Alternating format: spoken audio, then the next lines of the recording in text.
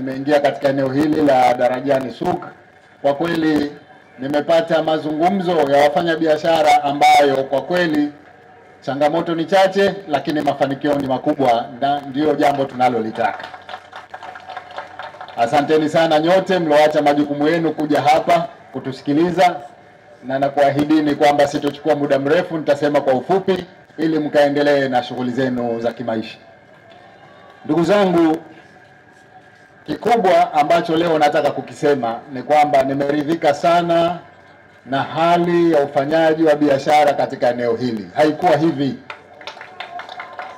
Msoma risala ametuambia hapa palikuwa kuna makontena ambayo pengine ni watu 40-50 tu waliokuwa wanafanya biashara. Leo tunazungumzia watu 500 wako hapa. Lakini na soko letu la zamani lile tumelikarabati, watu wengi wamepata nafasi ya biashara. Sasa hapa sio mwisho, hapa ni mwanzo. Lengo na madhumuni ya serikali ya Chama cha Mapinduzi ni kuendelea kuweka mazingira mazuri ya wafanya biashara, mji upendeze, haiba ipatikane, watalii waipende Zanzibar, lakini na nyinyi mpate shughuli zenu za kimaisha kuwa bora zaidi.